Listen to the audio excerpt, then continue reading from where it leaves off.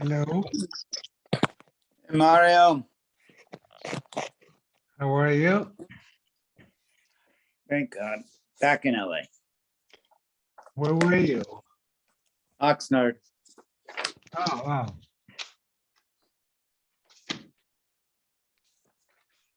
Are we on Kuf? 101.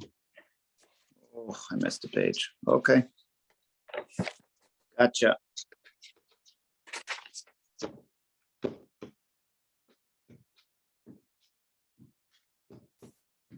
You went to sit Shiva yet? What? Did you go to Ernie's to sit Shiva yet? Yeah, this morning. Hi, Hello, Hi. Alan. sorry, I'm a little late, sorry. Okay, That's no excuse. yes, first time in this group here. I'm sorry. I know you're yucky, you get everything on time. I try to get, I had 1 minute, I had a call from the watcher, the natural call to go to take care of business, Okay, we're on Kuf Aleph. Yeah. Kuf Aleph, right? No, we're on Kuf. Yes, Kuf or Kuf Aleph. I think 101. Yeah, Kuf Aleph. Okay. So so yesterday we learned, actually, should we go back to the Mishnah? If you want to go back to the Mishnah, maybe you'll get a little bit of understanding of it. Want to go Okay. back? It's okay for you? We learned the Mishnah yesterday. So page, yeah, so it's 100b2. So the Mishnah says that different type of women do not receive the ksuba from the husband. So they're going to give three examples here of who does not get a ksuba. One is Mayanis, is one who's a girl who refuses her husband.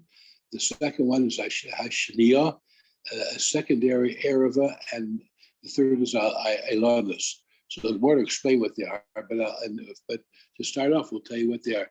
Ashniya means a secondary erva, which means like derisa is permitted, but drabana is not permitted. It's like a grandmother or a great or a granddaughter who you're not allowed to marry drabana, but derisa they don't have that. So that's the shniya. That's called the shniya. And ayolas is a woman who we know. It's not half man, half woman. We don't know who she is. So then the Gemara goes through all the things about why doesn't she get a ksuba? Did the husband know that she was Ayalanas before he married her or not? As it just came about as a surprise to him. So the Gemara goes through all those things. So the Gemara. So first of all, these three women, according to the Mishnah, don't get ksuba at all. Below Paris, nor do they benefit from a wife in exchange for her. In other words, a woman comes into the wedding and she has inheritance, and so her husband can eat from the Paris, right? He has that nichs called nichs malug. So that's so the husband doesn't get that. That's because she doesn't get any of that. He doesn't get a ksuba. So, and then the Gemara says, "V'lo mazonos." She doesn't get mazonos, v'lo belelos, or worn out clothing. In other words, if she brings in clothing for her husband, she brings in men's clothing that she got for somehow. She had a store. Her father gave it to her, and usually they give it to her husband to wear. And he's allowed to wear it during the course of his marriage. And when it finishes, when it's worn out, it's hers. It belongs to her. So if she gives it to him when they come in, she doesn't get it back. That's what the Mishnah says. So if from the outset the husband married her on the understanding that she's an Ayelonis, she's entitled to ksuba because he married her knowing that she was an Ayelonis. So the more Mishnah lists women whose marriage are forbidden but receive a ksuba, even nonetheless. If a woman marries a widow marries a kohen gadol, which is prohibited by the Torah. Grusha chalusa l'kohen gadol, or divorced, or chalusa a regular kohen, mamzeres and Yisrael, a mamzer, Sina married to Jew, Bash Israel, the Nusser, a mamzer, a Jewess married to a Nusser, a mamzer. The Yeshlam Ksuba, they're all entitled to Ksuba. So the word explain why it should be, why should she get it? It should be better than the other ones we explained before. And so it comes out because the more it comes out, the final analysis, it's because it's a kanas, both for her and both for him. In other words, he should have married her. So because of that, he's forced to pay her ksuba.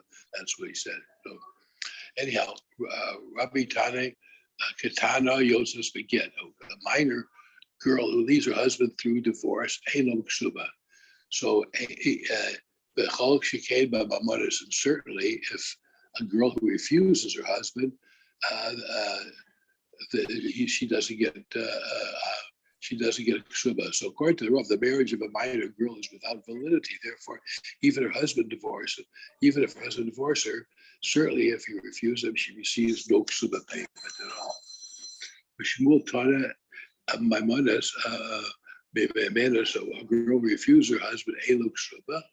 Yosef beget. However, if a minor girl leaves her husband to get, yesh lo ksuba, is entitled to ksuba.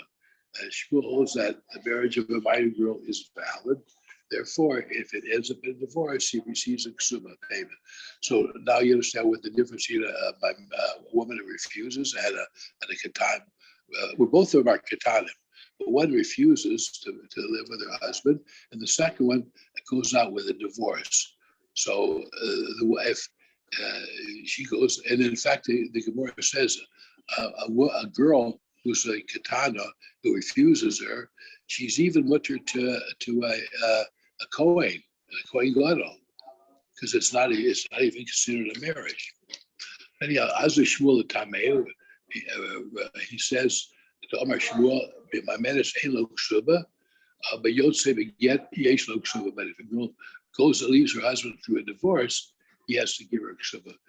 So, but my man is lo psola min achi. A minor girl who refuses her marriage does not disqualify her from marrying his brothers. Usually, when a girl marries a man, she's prohibited to his relatives. But here, if we say that in my menace, what he refuses is still permitted to his relatives. And he does not disquire for marrying.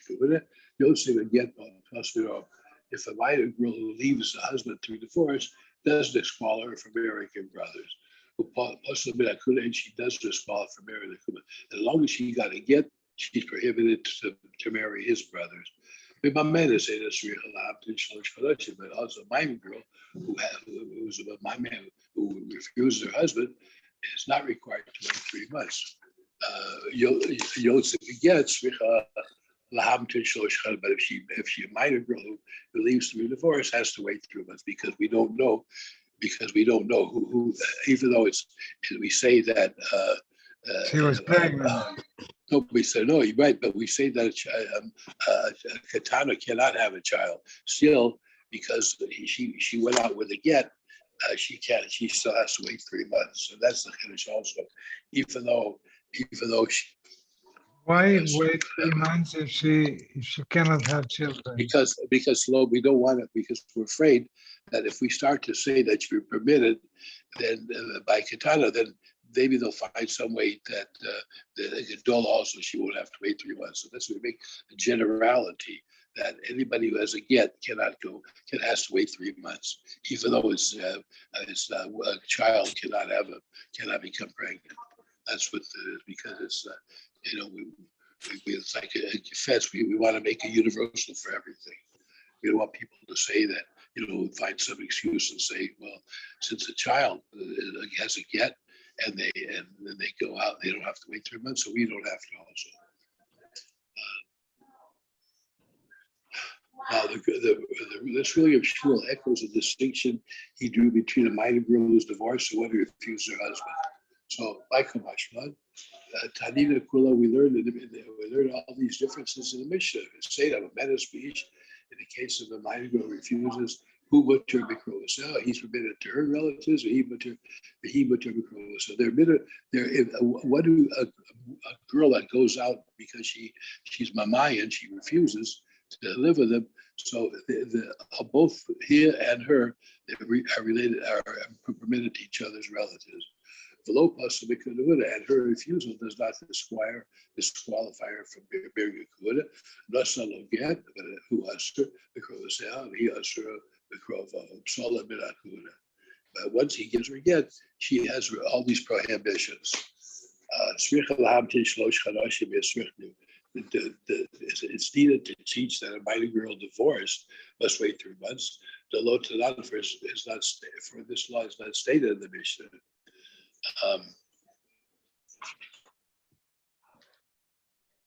It doesn't say the Mishnah, therefore we have to teach it, and we have to having breach of subject, he include the differences in the Mishnah as well.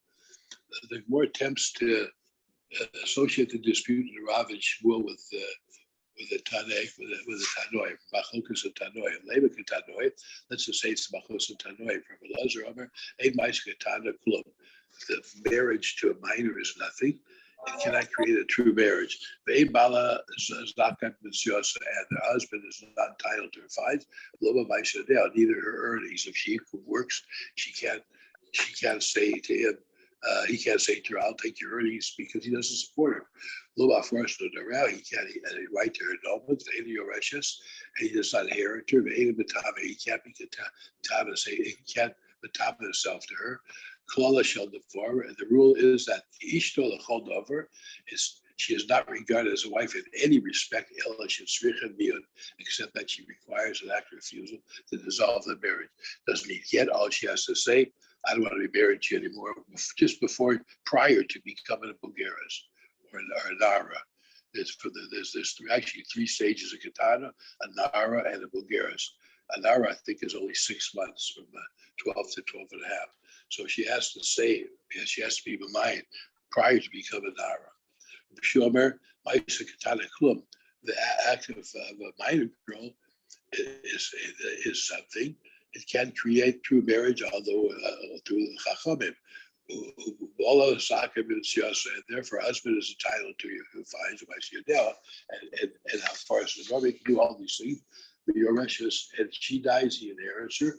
But Tame, and he must Tame himself if he's a Kohen. Kalala shall dover. What's the ruling? This Why? What does it mean? He contaminates. He must contaminate himself. Because it's considered that she's married to him. If he gives her, so therefore he can be Matame to bury her. And if not, if the first case was said, I understand now. Yes. Okay. If it was a Mamayan, then nothing applies. None of these halachas apply. Okay. Rav Demar Abelazar, let us say that the Rav says like Abelazar and Shmuel says Rabbi Yeshua. I'll leave it Abelazar, Kule Avalon. All both agree that the minor girl divorced from husband does not receive a ksuba. For if a husband denies husband the benefits of marriage, he will certainly not burden him with obligations. You are thus correct to assume Shmuel does not follow the opinion of Elazar. However, you are incorrect to assume Rav cannot follow Yeshua. Keep leading the word of Yeshua. I'll leave Rabbi Yeshua, according to Rabbi Yeshua. So, okay. So Shmuel, Rabbi Yeshua, Shmuel holds like Yeshua that Rav Adkan no cover Rabbi Yeshua. So until now, Yeshua did not say that that law there element nidah, except in regards to the benefits that go from her to him, her findings, her earnings, inheritance. Today, nidah, but regarding the benefits that go from him to her, lo, Yeshua will agree that she does not receive them. So thus the Gemara has demonstrated that the disagreement with Rabbi Shmuel does not parallel the Tanakama dispute, but the Tanakama dispute between Elazar and Yeshua. Now, concerning a girl who was Mamayan, her husband in a secondary however at Ayolans, below us, they are not entitled to worn out clothing. It means the woman, the girl that comes in with clothing, she doesn't get it back because she doesn't get it back. She doesn't get any benefits at all. So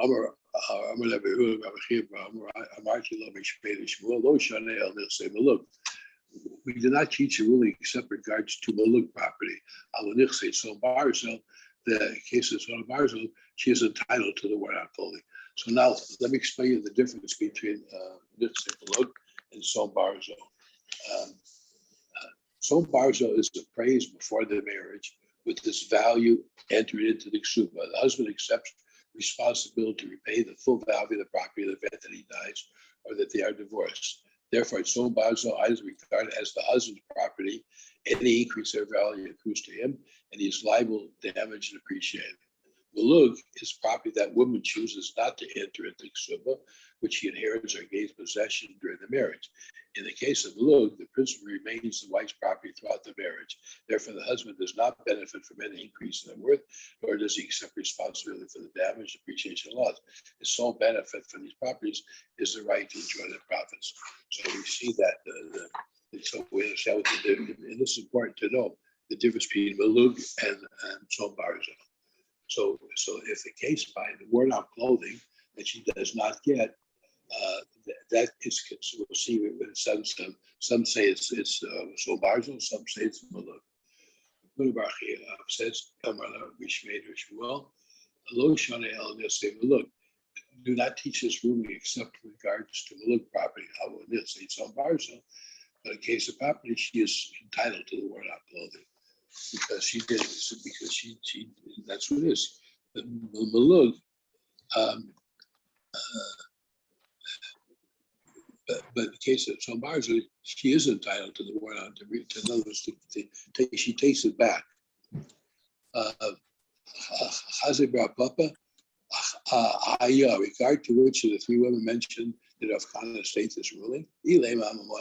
If you say that she stated regarding a woman who refuses her husband, you will be faced with the following difficulty. If the clothes are in existence at the time of refusal, she should take both of these, both Maluk clothing and Son Barzel. They are hers, and there's no reason to deny them to use. It is decided if the clothes are not in her existence, and they're not in existence when she refuses, she should take exemptions from neither these nor those, for neither Maluk nor the Son Barzel clothing. For the husband can argue, since she left him, he is not obligated to compensate her. Listen, he wore the clothing out, so therefore he can say that since you left her, you refused me, so you're not entitled for me to pay the depreciation of the clothing. But but perhaps this too cannot be.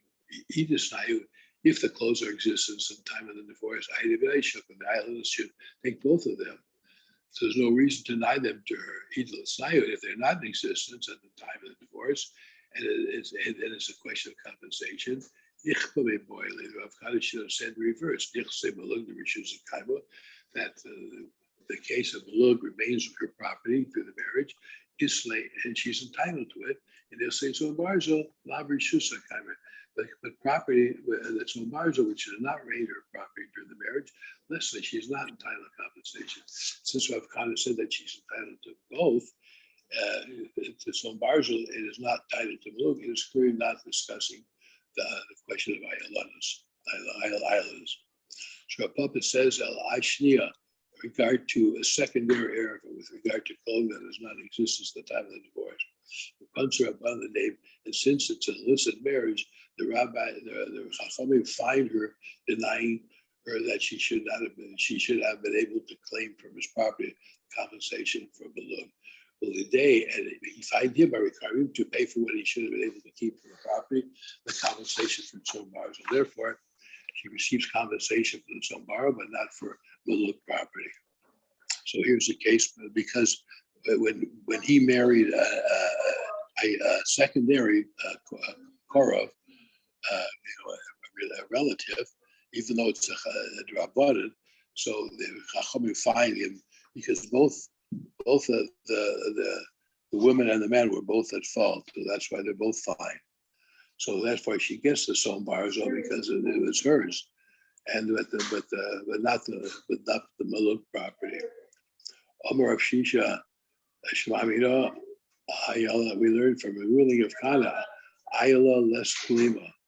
When a wife brings clothing into the marriage for her husband as Maluk property, Karnahave, it's regarded as principal. Tova, could you tell him to be quiet? Okay, it's regarded as principal. And therefore, the husband may not continue to clothe himself until he wears it out. He has no right to do that. Rab Nachman, pure Yahweh, the use of the clothing is produce. So, in other words, there's a machlokus what this clothing is. Is it malug or is it is it principal or is it payros? Just like a woman brings in land into the marriage, so she gets the land is always remains with her, but the husband gets to keep the produce. Yes. So what do we call the clothing? Is the clothing considered principal or is it Sambalso? right? So that's what the question is. Is it considered the principal or is it considered the produce? Therefore, a husband should be permitted to wear the clothing. Rav Nachman Plegi said the ruling of Rav Nachman disagrees with that of Kahana. And so the more said, "Ein lo ksuba," they are not entitled to ksuba, the payment. Amar Rav Shmuel lo shoneh el one of Messiah. They only regard to 1 or 200, which is a mandatory ksuba or tosfos yeshlo, but the ksuba supplement, women are not entitled to it. So in other words, all these women, where she let's see, what are we talking about? We're talking about a woman who's Mamayan, or a woman who's a Krova, I said, Shnia. Let's see here.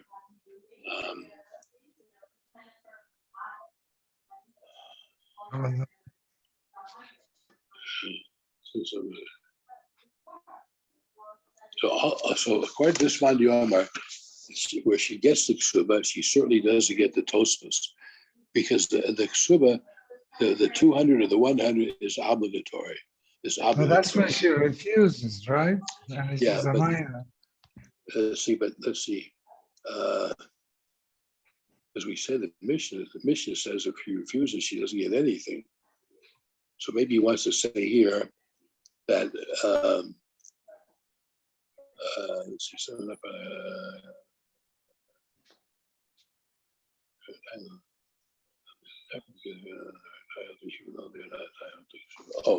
Wait a minute, just vice versa. She doesn't get the ksuba, but she gets the tosfa, she gets additional. It's like the husband gave her a gift when they got married. The husband gave her a gift. So true, the ksuba she doesn't get because his mamaya, she refuses him. But what he put in for her as a gift, she gets to keep that. That's the tosfas, the additional amount, she gets to keep. I mean, it would seem that'd be just the opposite, but the truth is, she doesn't get the ksuba because she refused him, but she gets the total. It's like somebody when she got married, they gave her a gift exclusive of the. He gave her a gift, and he put it in the ksuba, an extra. Well, so he put it in the ksuba, but the gift stays with her. Because he gave her as a gift. He gave her as a gift for her affection. So he can't. Yeah, that's what it's talking about. The tosfos. The tosfos is the supplement. He can compulsory mango science and certainly not the mandatory money of 200. Yeah. So the wording "they are divorced without ksuba" indicates that the rabbi stripped these women of all ksuba rights, including the supplementary. So at any rate, from this price, the women mentioned in the Mishnah are entitled to the ksuba supplement. This supports the view of Shmuel. So that's the Chachok, Shmuel, the Chachamim. The Chachamim say that she everything goes away from her, gets nothing. And Shmuel says since the supplement is not related to the ksuba, it's a separate issue, that he has to give her that because that was special, that was promised her from the beginning. Yeah. Yeah. So now, Yossi Shame Rav, a woman is divorced because she has a bad reputation. No, tell us,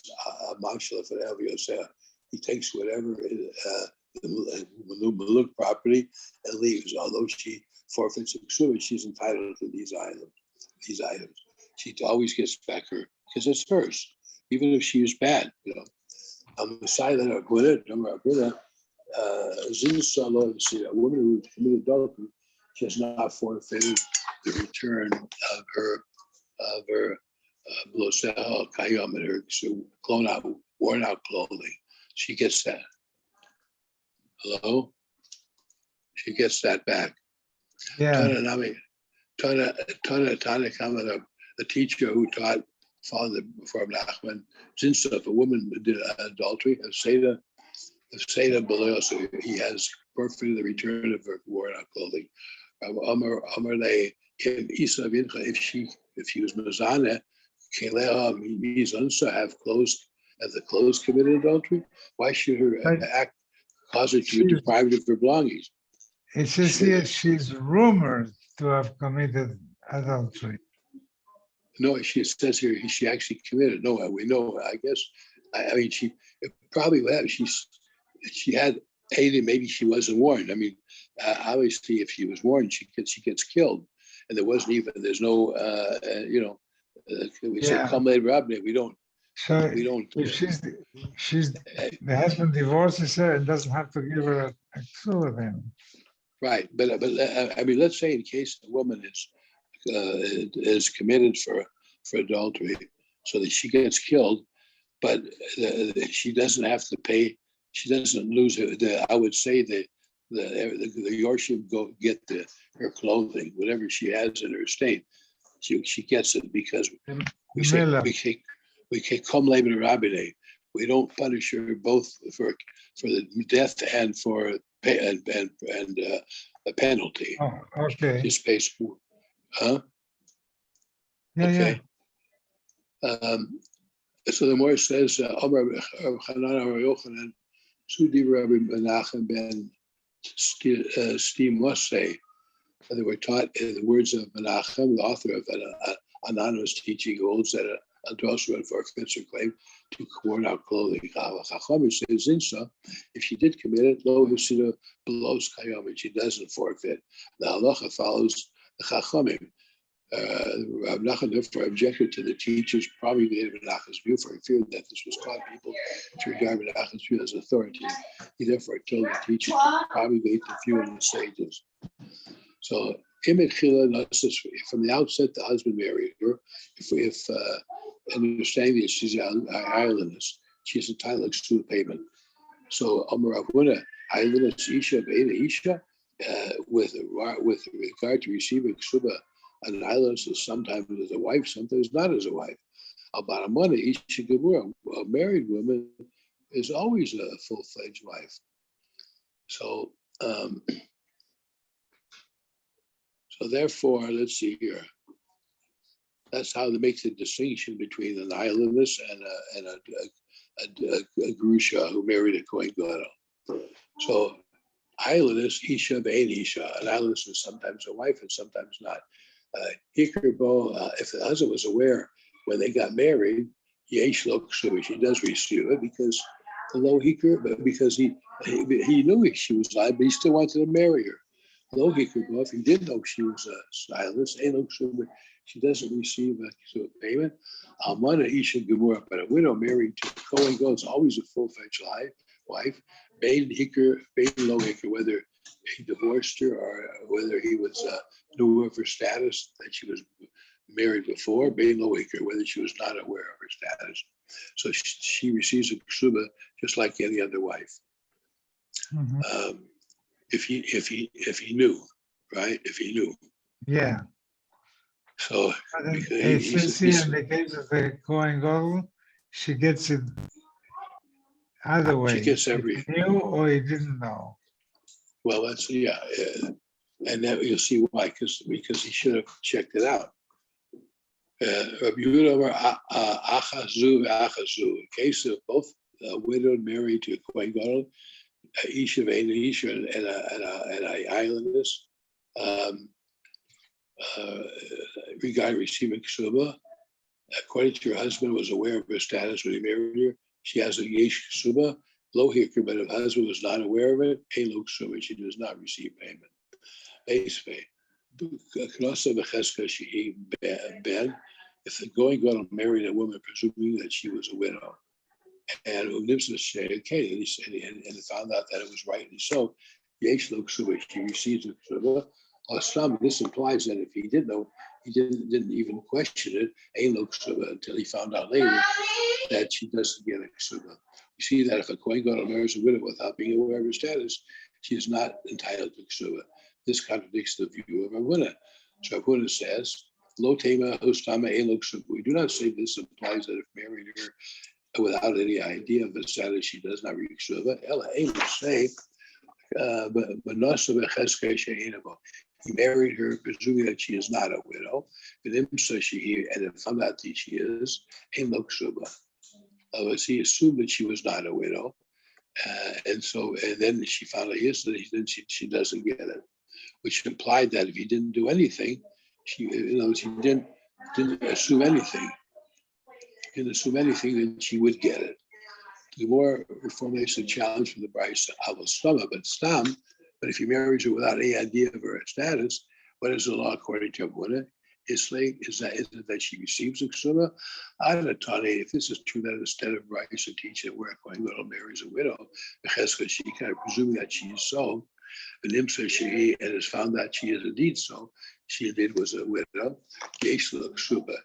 she receives a ksuba, because he should have informed us that she receives a ksuba even if you're married without any idea of the status.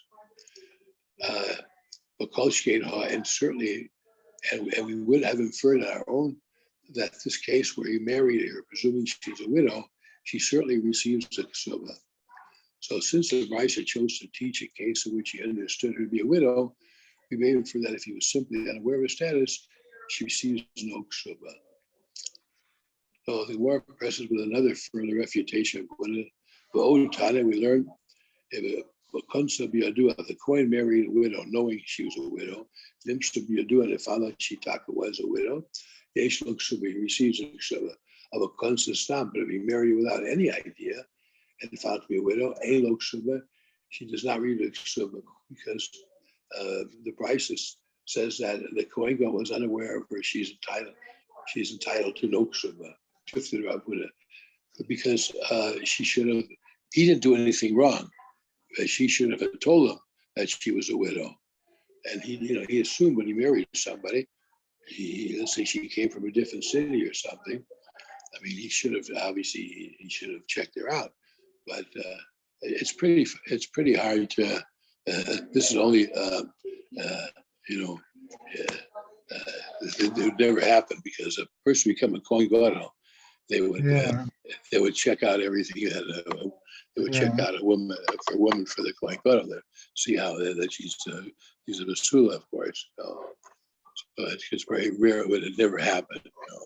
But it's hypothetical. Or explains the source of Buddhist misconception. We finished the chapter, huh? Yeah, no, I'll finish one more section here. So in our mission, the cause of Rav Huna to err, who saw very midiktonim of following Vayalos, since the differentiates the case of Vayalos from a following Amana and does not differentiate in case of widow married to Cohen, the Chalal the Amana, feel of the stomach, Nami is slay. I feel the stomach, even stam, implying that in the case of a widow, she receives a ksuba even if he marries her without any idea of her status. Below it's not so. Kikatani, when are we talking about? A woman, a widow, who she receives a ksuba. Refers to differentiations between ayalonas.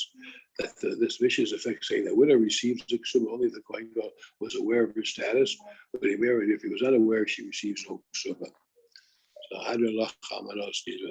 So we'll stop here. Okay.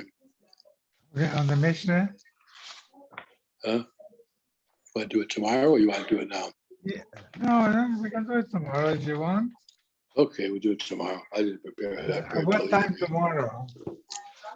Is Speaker giving a share tomorrow? I assume he is, but I don't know. Okay, let's play it by ear. If he's not giving it, we'll do 8:00. Okay, very good. All right. Okay, yeah. Go ahead. Harold went to